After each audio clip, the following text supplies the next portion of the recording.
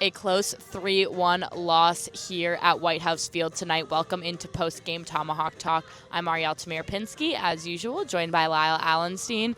The Braves lose to the Mariners 3-1 tonight, our third game in a row, and our third loss to Harwich.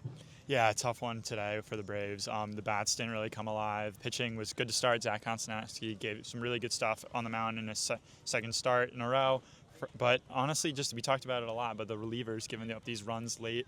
Jack Brown came in, gave up the one run, and honestly, he gave some good stuff. Same with Landon White, but it's just that two-run double that Harwich had in the seventh ended up really being the difference in this one. We've talked about it. The pitchers have been giving good stuff to start, but late game, they haven't really been able to close it out of the pen.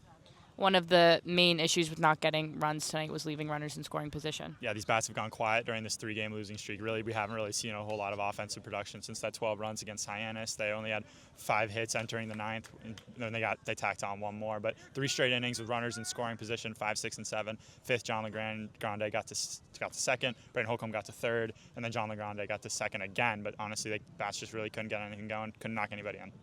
Well, we have an off day tomorrow, but the Braves will be back at Falmouth for a 6 p.m. pitch on Tuesday. Continuing on post-game coverage, I'm now joined by Adam Gawkin and Devin Jarvis. Devin, it was a low-scoring game, one of the main reasons we just did not see it from the offense tonight. Yeah, these past 2 games against Harwich, the offense hasn't really been there. Only 1 run in the combined 2 games. It seems like this Bourne team has offense in stretches. They'll play a couple games with really good offense, and these past 3 just haven't been as great as where they were when they were winning games. You needed to step up a little more. Only 1 run in the second inning, and you go scoreless for the rest. It just starts with getting base hits and small ball. That was their identity when the offense was working extremely well, and it just didn't happen today or yesterday either.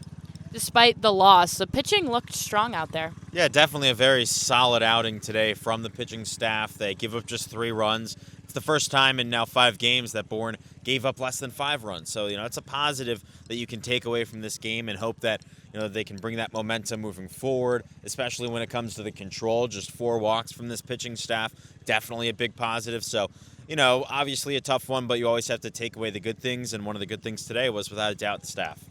Well, we head into an off day tomorrow. That's always a good time for the team to be able to reset going back at it against Falmouth on Tuesday. Yeah, this Bourne team has kind of played well in weeks. They've had poor weeks. They've had good weeks. You look last week, they went 4-5. This week, they only get 1 win. It wasn't the greatest week for them, so you're hoping this reset could bring them back to where they were last week. It's important to get wins, games 20 through 30, because you want to see them progress and continue to show strength, so it makes that playoff push at the end of the season a little bit less stressful. But it should be a good off day tomorrow, good for the guys to rest and come back on Tuesday. Right, well, we'll see you at Falmouth on Tuesday for a 6 p.m. pitch.